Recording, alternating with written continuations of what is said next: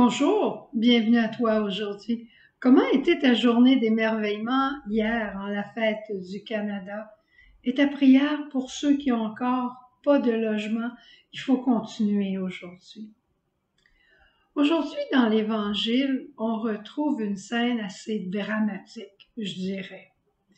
Jésus va nous montrer sa personnalité à travers cet événement. Les apôtres traversent le lac, ils sont en barque, une tempête se lève, ils sont agités, ils sont affolés, ils ont peur. Et moi je souris parce que Jésus est en arrière dans la barque et lui, il dort. Probablement que Jésus, au fond de son cœur, disait, mes pauvres apôtres, ils n'ont pas compris, je suis avec eux, ils n'ont rien à craindre. Et puis là, on voit les apôtres et on voit Jésus ils vont le réveiller. Réveille-toi, Jésus, il y a une tempête, fais quelque chose. Et là, on voit la personnalité de Jésus. Jésus se lève paisiblement, tout en sécurité. Il est le Maître, il est le Dieu. Il n'y a pas une tempête qui n'est pas capable d'arrêter. Mais par contre, il va le faire suivant la volonté de son Père. Il étendra les mains et la paix reviendra. Le Christ a vaincu la mort. C'est une annonce déjà du matin de Pâques. Jésus, mort, mis au tombeau, ressuscite. Première parole, paix à vous. Parole dans le bateau, paix à vous. Parole quand dans ton cœur, il y a de l'agitation, quand tu ne sais pas quoi faire, paix à toi. Avant de savoir quoi faire, avant de savoir où aller, avant de savoir quel médicament prendre, paix à toi. Tu n'es pas seul, je suis avec toi. À l'Eucharistie, on offre, au moment de l'offertoire, nos joies, nos peines, nos détresses. Mais quand on arrive à la doxologie juste avant notre Père, qu'est-ce qu'on dit? Par lui, avec lui et en lui, Dieu, l'Emmanuel est avec nous. Jésus en moi, présent en nous, au milieu de nous, avec nous. C'est ça la doxologie et c'est pour ça qu'on peut offrir tout le monde.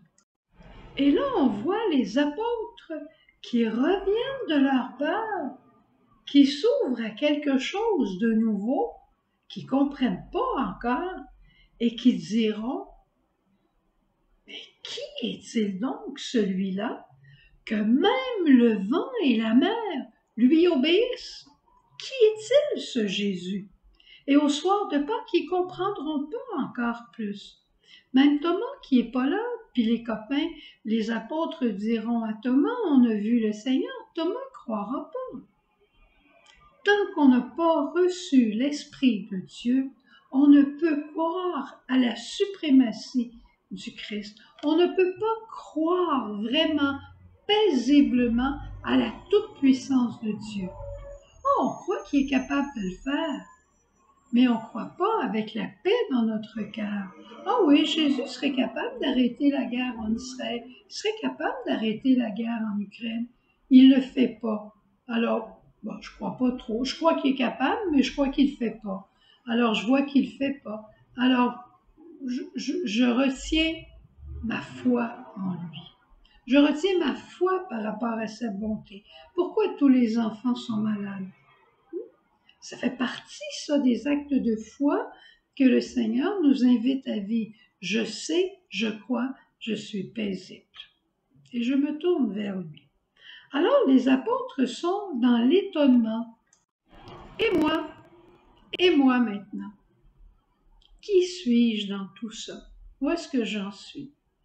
Quand une tuile, comme on dirait en québécois, quand une tuile me tombe sur la tête, quand le vent s'élève, quand la mer s'agite dans nos relations interpersonnelles, avec nos familles, avec nos enfants, quand notre santé s'en va de tous les côtés, quand une mauvaise nouvelle nous est annoncée, quel est mon premier refuge?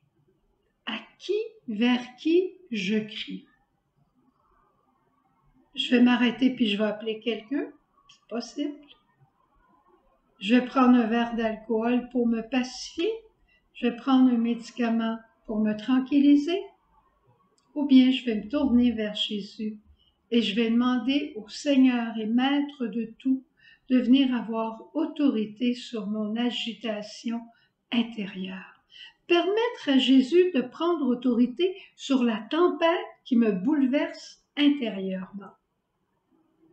Je vais dire simplement, en terminant, que personnellement, quand la vague se lève, quand le vent commence à m'agiter, mon premier refuge, en fait, il y en a deux. Il y a deux refuges. Peut-être qu'il y en a trois refuges dans ma vie. Mon premier refuge, c'est très souvent le sacrement du pardon. Je vais au sacrement du pardon avec des canons qui bombardent partout et je reviens dans la paix, dans une grande paix. Ou bien, je vais aller devant le Saint-Sacrement. Souvent, je vais avoir la tentation de partir après 2 minutes. Mais tant que je n'ai pas retrouvé la paix, je demeure et je la retrouve toujours. Et si tout ça se passe dans ma chambre le soir, eh bien, c'est la Vierge Marie qui entend toute ma tempête. Et je la regarde, je lui raconte, et la paix revient en moi. Mes trois refuges, sacrement du pardon, Eucharistie et la Vierge Marie. Je demande au Seigneur qu'il te donne un refuge en lui, que tu retrouves toujours en sa miséricorde un chemin de paix. Et si une tempête qui t'agite présentement, paix à toi. Paix à toi. Que l'esprit de paix te soit donné. Amen. Au revoir. À demain.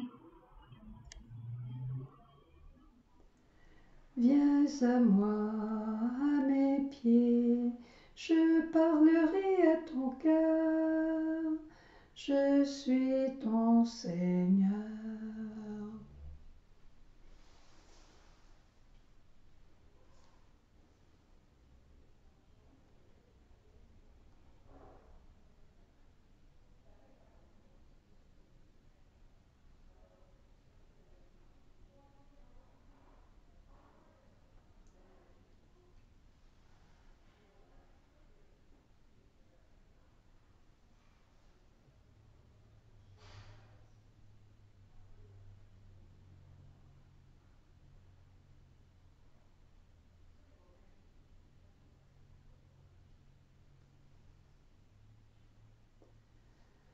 Douce Marie, que je t'aime, ô doux Jésus, je t'adore. Douce Marie, que je t'aime, ô doux Jésus, je t'adore.